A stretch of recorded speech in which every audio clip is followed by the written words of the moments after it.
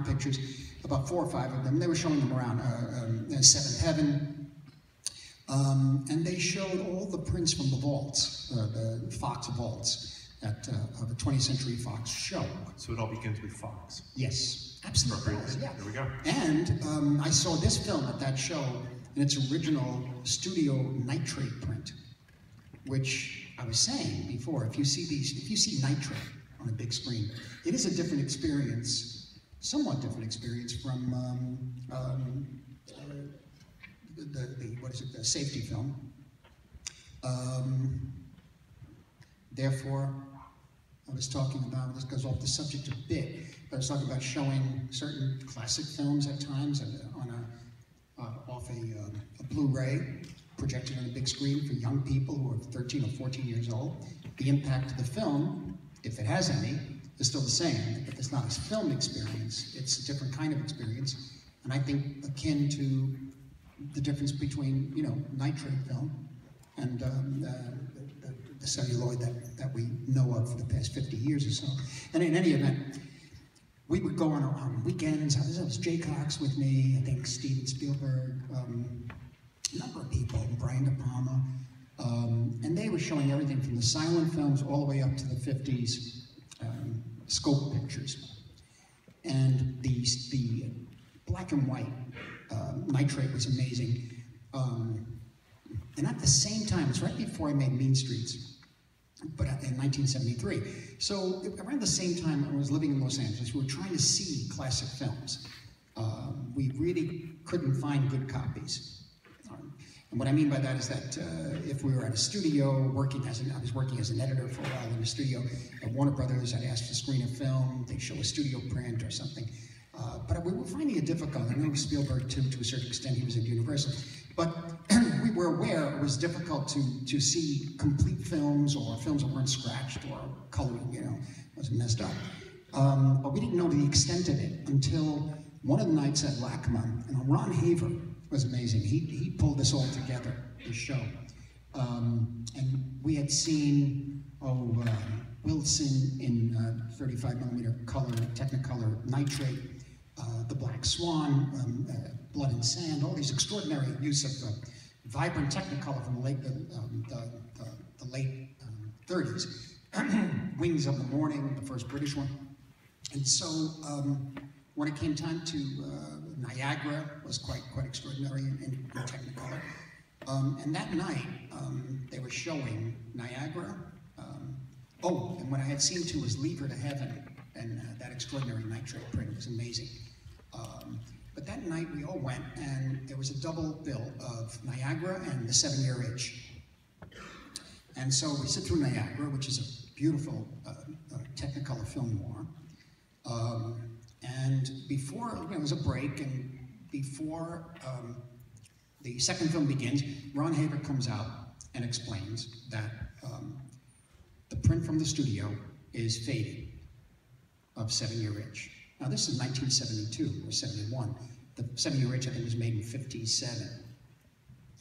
And what made this so dramatic was that Niagara was made only a few years before, or a couple of years before, I think, or maybe 7 years was maybe 55 or something like that. Yeah, I think so. Yeah. So Niagara was made, I think, 52, like 2 or 3 years later. So 7-Year Itch, yeah, I think 53.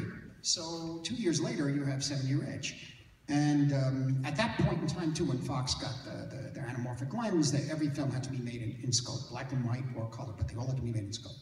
And the color color system was changed to a monopack, and not a 3-strip.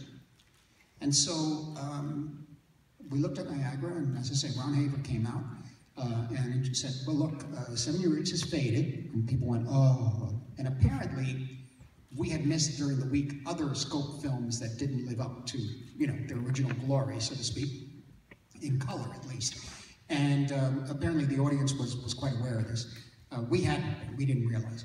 And he said, but look, he said, I told the audience, listen, what's gonna happen is we're gonna put a filter, and people started yelling, no.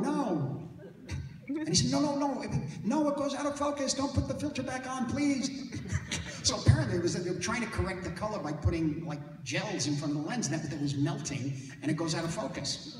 And so I said, what the hell is going on? The film starts, it's pink and blue. The whole thing, beautiful stereophonic sound. You know, now, whatever you may think of Billy Wilder's film on that, the Axelrod thing, yeah, I mean, the color, high 50s, we're talking iconic film.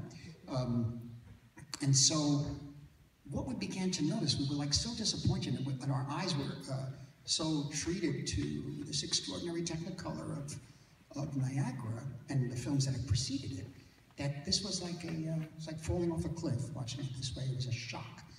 And we began to realize they're all like this. And everything since the monopack started is like this. But this is the studio. How did it get like this? How many years? It's only a few years, really, 10, 12 years, 15. In any event, we're watching it, and we began to realize that what I noticed was that you could not see the features of the actors anymore. I mean, you could, but you really, it isn't the same as seeing their face in proper light, or Leon Shamroy's, you know, the traditional lighting of the Hollywood classic era, whether black and white or color. You just really couldn't see what you were supposed to see. On top of that, you're dealing with icons of cinema, Marilyn Monroe. You're dealing with, you know, a film that. Yeah, well, Tom Mueller, no, but like I say, more theater. This is American theater, you know, American theater translated to screen. Anyway, you're missing the narrative, you're missing the performance, something's wrong with the image. And then he put the gels on, and it started to get soft, and people started to stamp their feet and get really mad. And that's when we said, let's get out of here. And we walked out, it was all about 5 of us, I forget who else was there, and we were like, what the hell was that? How could that be? I mean, we've seen bad copies of films on television, but not in a museum, not after such a dramatic change. And so that began a whole realization, because all the other Fox, at that time, Fox scope films were pink and blue. Screen House of Bamboo at the studio, terrific stereophonic sound, couldn't see the image. I mean, you could see it, but it was not, it's distanced and aged in a way. And long story was that it goes on like this because we tried to find prints of films by 1975, 76, even The Leopard, for example, got to Pablo. It was difficult to even get a print to see that was in good condition of this film, which was the American version was 2.5 hours or so, but even that was gone. So we got a 16 print, but that was magenta, you know.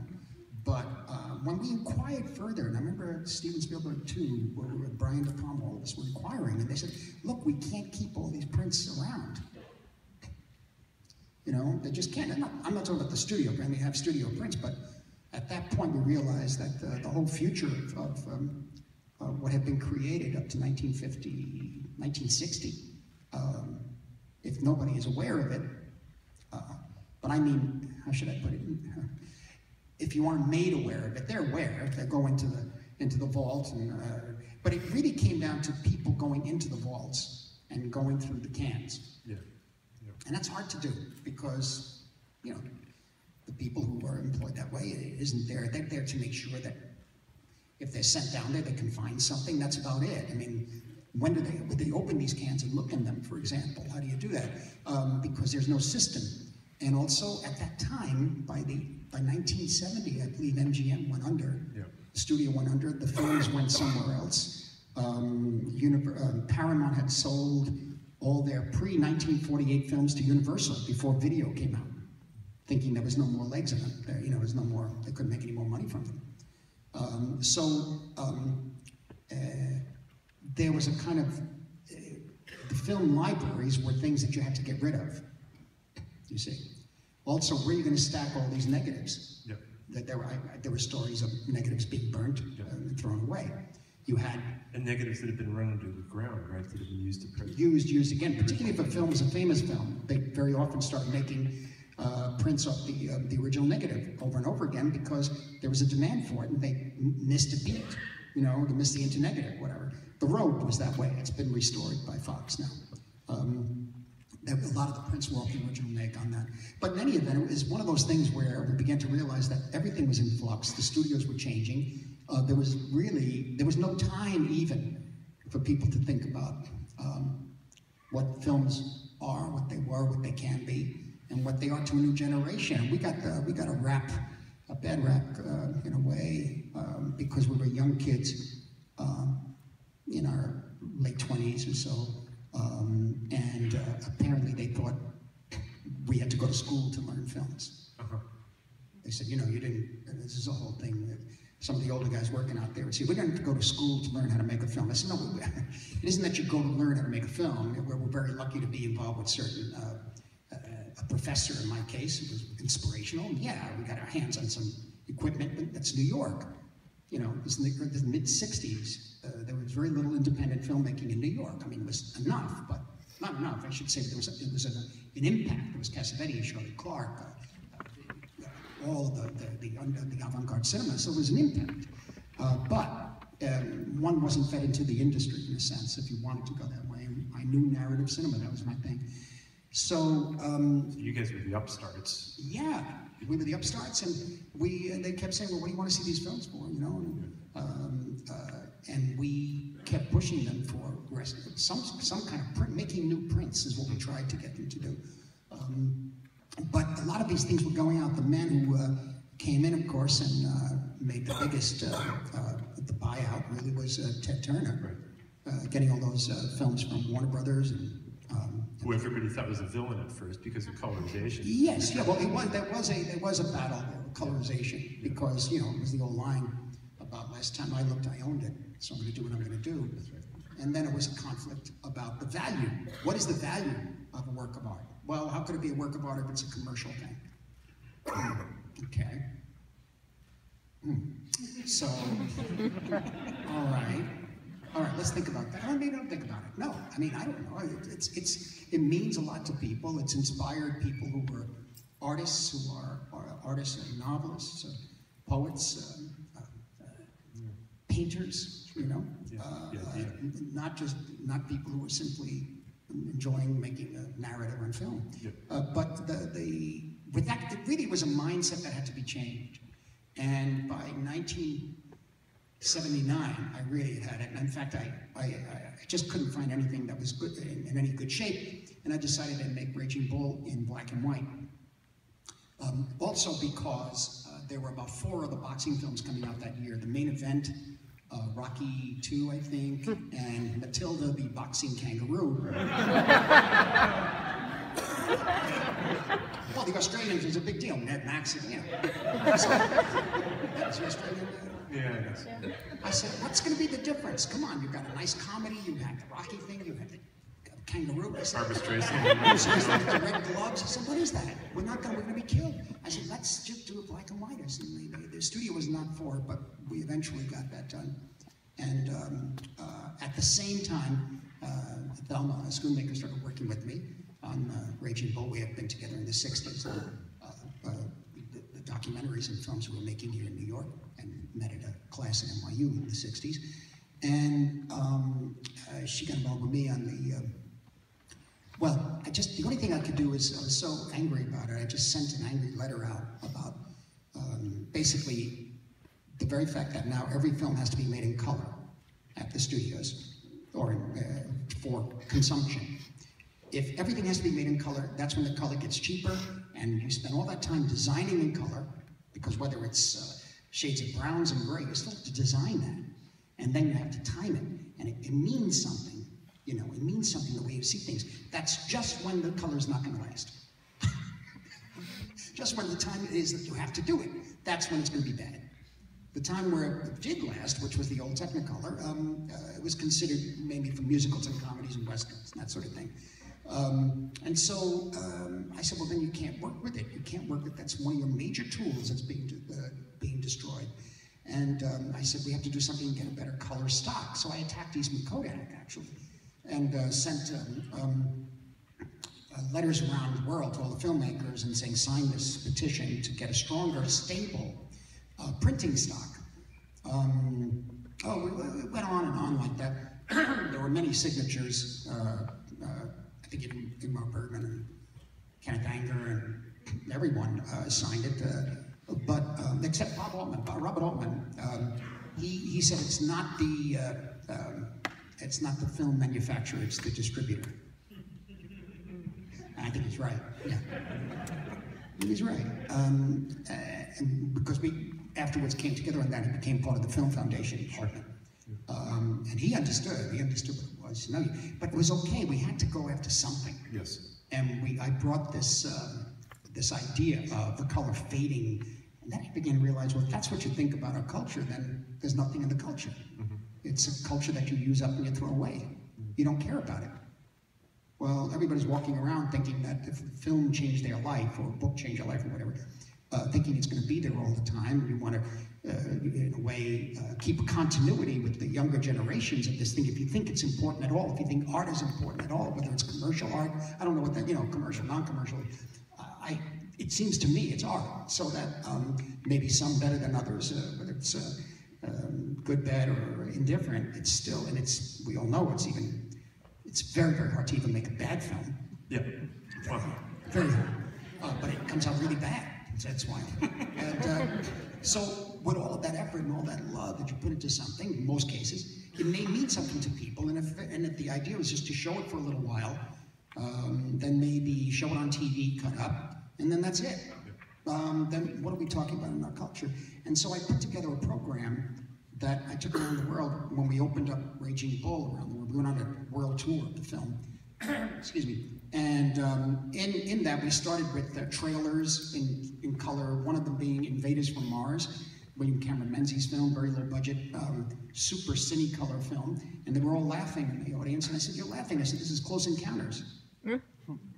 This inspired Close Encounters. Those who know about the film I'm talking about, it's the great William Cameron Menzies. There's a new book coming out about him finally, and you should see it and read it. Read it. It's Menzies is so important in production design.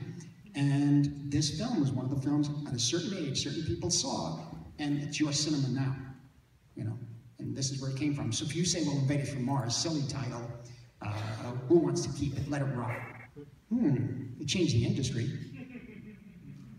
Funny, Then I went into films by Boaz, films that Boaz did of North Native American tribal ritual dances, which were fading, which were done in 1915, 1920.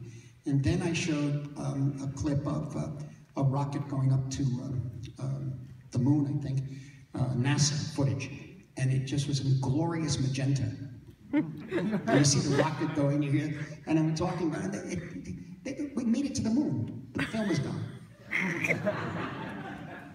I'm just saying, it's just really interesting. What kind of thinking is this? And it was really a level of consciousness that we try to change. And it was hard because Eastman Kodak, we had to talk, and they said, this is not our thing. There is a stable stock, it costs more. It costs a penny more a foot. And the studios at that time didn't want to pay that. Because, it's not like now. If you're going to send, 10,000 prints out or something, 4,000 prints, it's a lot of money. And they say, well, they're backing one film, they're not backing a film, I don't know. But in any event, backing meaning supporting a picture. But no one ever thought of it to pay that extra penny a foot for the more stable stock. But that changed a lot. Everything changed within, I think, by 83, 84. They made that stock available at no extra cost. And that stock was called LPP at the time. And then it got better. It got much better, and it continues to, in a sense. Of course, now the point is that the film itself is no longer going to be around much longer. But yet, we all know that the only stable element for preservation of film, even when you go through it digitally, and you do your whole digital 4K, 6K, whatever it is, the only stable thing, ultimately, you make separation masters and everything onto black and white, onto celluloid, which supposedly lasts about 100 years, 70 to 100 years. It's a round of applause for celluloid. Thank you. Oh, it's from a young man. How old are you? Turned 12 yesterday. Happy birthday. No, and George Lucas keeps saying, George was with me the other day, we were talking, and he says, yeah, it'll last 10 years. Oh, come on, George, I'm telling you that the celluloid. He said, if you're doing a DI, you're making a digital film. I said, I know, but still. So we're using film and digital at times. But then there's the whole issue of, so Film Foundation was formed in 1990, and over 600 films have been restored. Yeah, 640 or so. Yeah.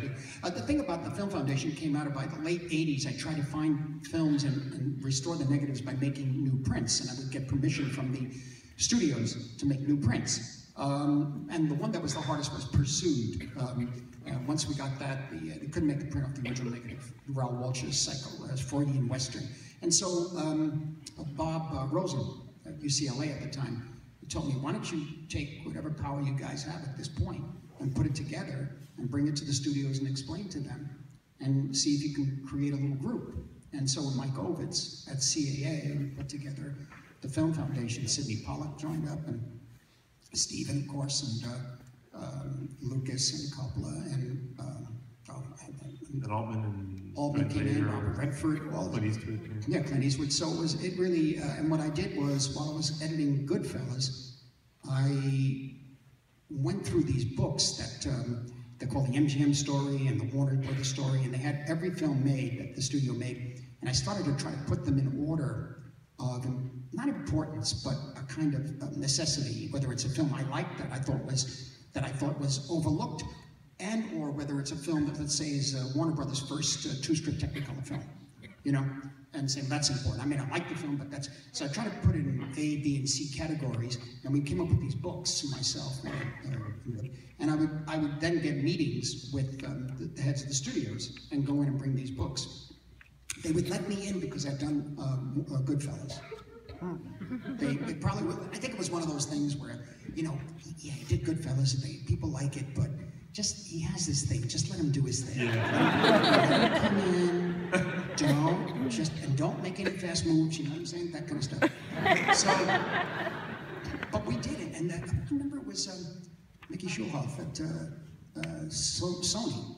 Of course, George Lucas went to Morita, at the head of Sony at the time, Mr. Morita, and he said, Mr. Morita said, Michael Schulhoff is the man, see him. So we got a meeting with him, and when I gave him the book, he said, he looked through, he said, you did this? And I think what was very sweet about it, because he realized, yeah, they love these things. They love it. They love it. He said, you actually went through all that? And it was every one of them. And then it was Bob Daly and Terry Semel, and Bob turning around and saying, Warner Brothers, and saying, the problem is 20 years from now, what's going to happen? We start doing the same thing. You know, and that was the key to it. How is this going? Once you start with your photochemical restorations, digital was not around that clear at the time, but once you start that way, how is it going to change, and how it's going to be, how is it going to be cared for and preserved? Having said that, real fast, it was the whole key of the Film Foundation itself was to unite the archives with the studios, because it turns out now that, as I used to say, the studio was not only in production, distribution, and distribution of a film, but it was production, distribution, and conservation. They had, I said, and in a way, this art belongs to everyone, I said, and you're the custodians. That's the idea. You have a great responsibility for you know, preserving this work. And so with that, they began, because prior to that, the archives, from what I experienced, what I saw, were suspect, because they would find prints in garbage pails or whatever. But those films technically belong to the studio, not the archive. And so, in the worst case scenario, they were considered thieves. And I said, and it turns out, I remember it was the head executive there at Universal years ago, when UCLA somehow restored, and this is before the Film Foundation, For Whom the Bell Tolls, and Universal Picture, Technicolor. And they wanted to screen it at UCLA, in one of the theaters at UCLA. And it was stopped by the heads of the studio because they said, it's our picture, what are they doing? We own it. But then they got involved too. Steven Spielberg went to Blue Wasserman, talked to him about it, and tried to change the thinking. It's a very different kind of thinking, you know, and at the same time, video started. So it was an enormous, and they realized, well, you know, There's no such thing as an old film. It's just a film, as Peter Bogdanovich said, it's also a film that just a film you never see. That's all. True. Kids know the difference to a certain extent with black and white, and even then, if they're shown in the right circumstances, it doesn't matter after a few minutes. You know. Anyway, that's the general idea.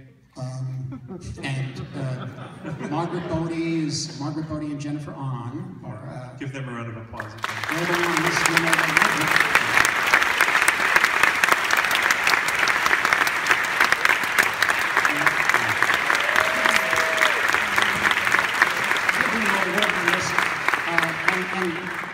Raising a lot of funding, an extraordinary amount. And one of the key things too at the time was that we were told, don't go into funding because it's going to hurt possible funding for the archives from other places.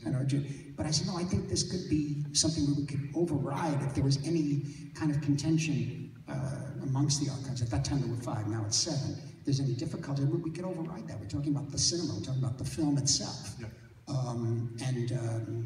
think luckily we've been able to pull off some things. I think that that's been overcome. Also, consciousness of film preservation really exists now. And you mentioned something before as we close, because we're getting a high sign here. I'm sorry, but it's a long story. It's 25 years, it turns out. Yeah. Compressed into 20 minutes, so it's, it was good. But